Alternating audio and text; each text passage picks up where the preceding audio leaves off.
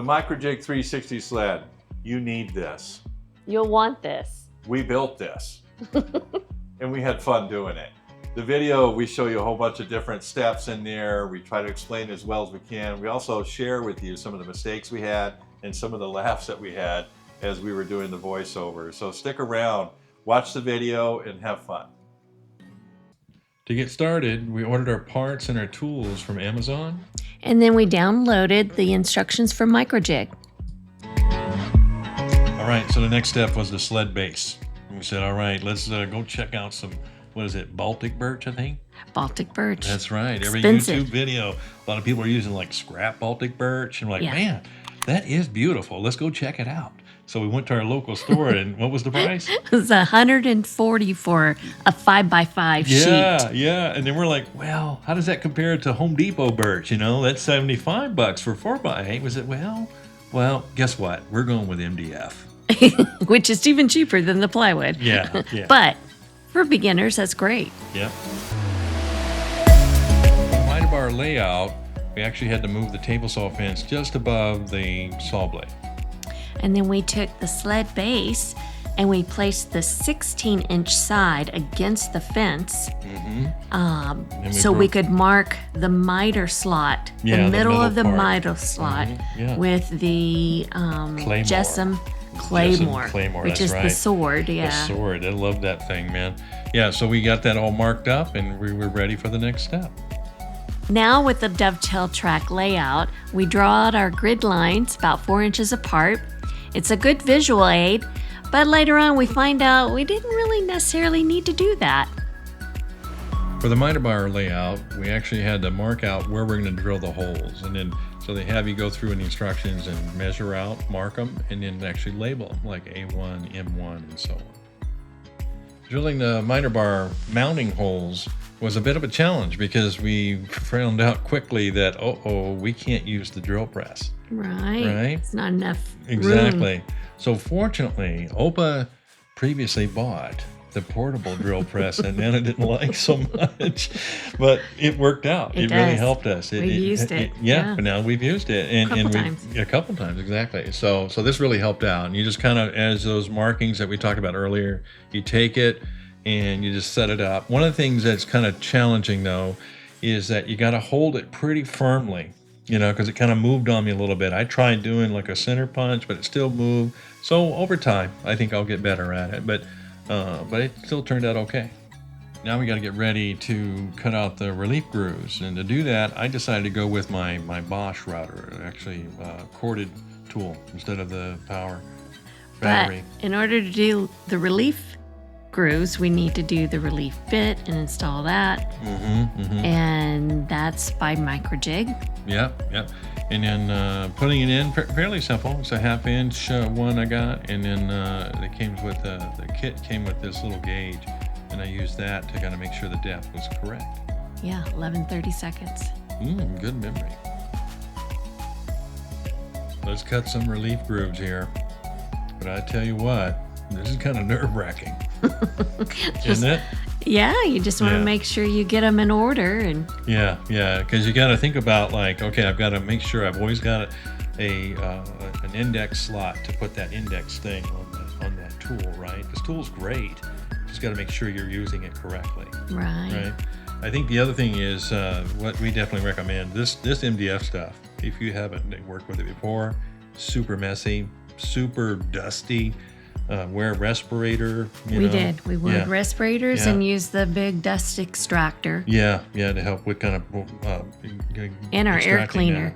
And the air cleaner, and then of course we had our nice 3M respirators on too. So, but man, does it look cool when you get it all done, right? Yeah. These are just the relief grooves, getting it ready before you're actually going to cut out the dovetail groove. Exactly. Yeah.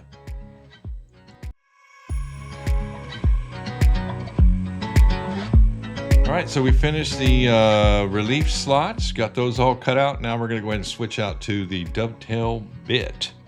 And we're going to place the gauge on it for a 3/8 height. Yeah, that's it. On to route the dovetail tracks.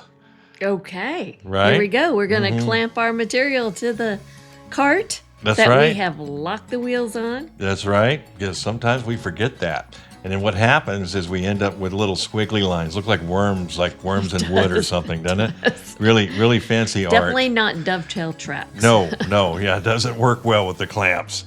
But anyways, we went ahead and gone through this. You can see we're using that dust extractor again. And just so anybody's curious, Milo is never in the shop when we're doing this. That's right. We got to take care of that doggy little lungs guy. are safe. Install the miter bar. So we took that miter bar that came with the kit, we loosened it up, and then put it to its narrowest point and then retightened that. After that, we place it in the miter slot with a couple of nickels so it raises it up just enough to grab the base of the so the sled. screws will reach it through the base, right? Right. And then we attached it. And then after we got that attached, then we loosen up those button heads again that we used to skinny it up, right? And then we're going to push the sled to the right. And once we do, then we're going to push the miter bar down from one of those button head screws so it actually fattens it up. Grabs fills up the miter gives slot. us that zero play. Yep. Then we take the fence, line it up, loosen it up, and then tighten it back, and we're square.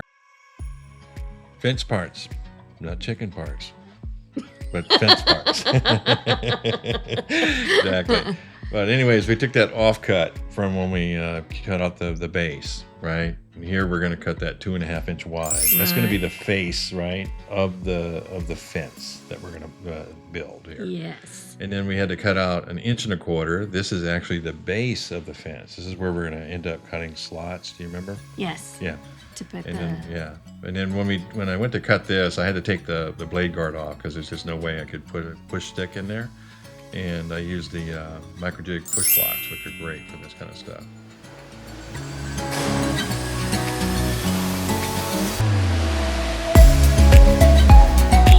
Fence layout, our second time around. Yeah, buddy.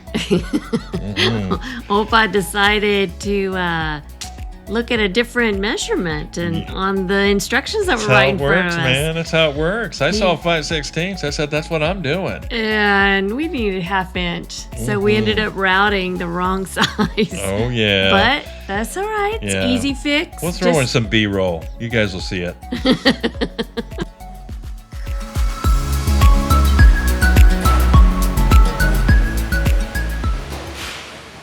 Fence base slots.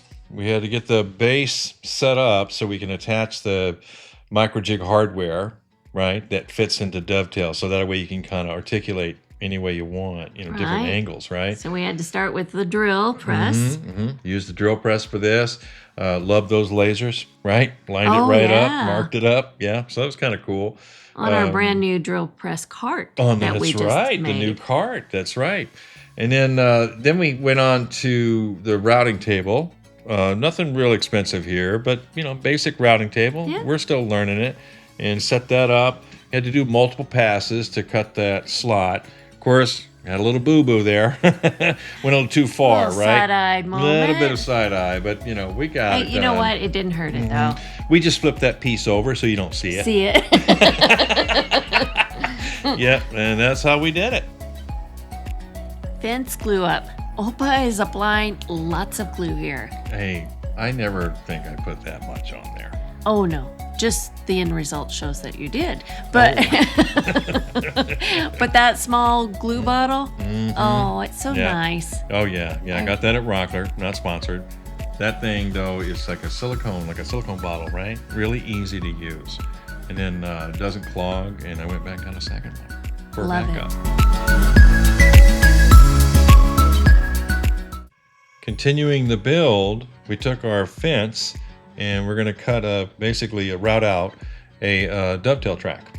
Right? The face of it. And so we had to follow the same path, right? You do the relief cut first, get rid of most of the waste, and then you follow up with a dovetail bit. Right. And then that gives you your beautiful track, right? A plan is we're going to use probably some type of stop or whatever, right? We can make our own, or there's some that you can actually buy, and it'll fit right in there. Right. So One of the things, though, doing this, we found out we should have actually used the dust extractor a little bit differently. We had a big old mess.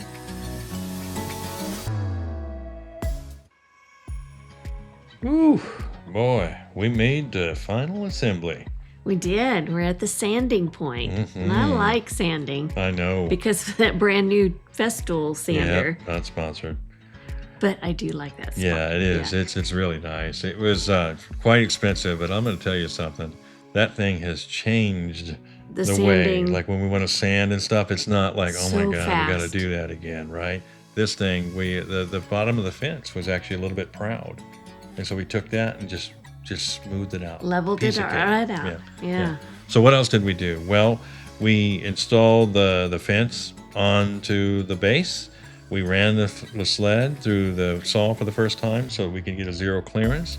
And then we did what? We did a 90-degree cut. We did a 45-degree cut.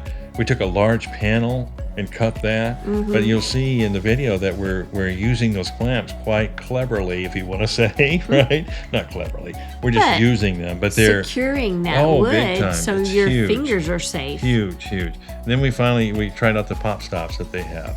Oh yeah, that slid right into the dovetail. Yeah. I think that's going to come in handy the more that we use that. It will.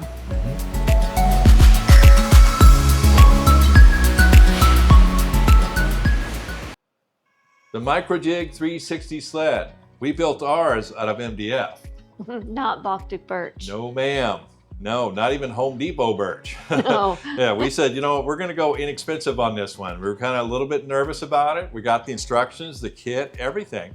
And we went about, just took it slow. We made a couple mistakes, as you saw in the video. We had a lot of fun making this video. We did. Yeah, to help us out, please give us a like and subscribe and hit that bell reminder. Next time we release a video, you'll be reminded that we got a new video for you. True. And please leave a comment just to tell us what you'd like to see us build. Right. Or if you built one, share your experience. Yeah, especially if it's better than ours. Maybe you made it out of Baltic birch. No kidding. It was a lot of fun. All right, we'll see you guys in the next one.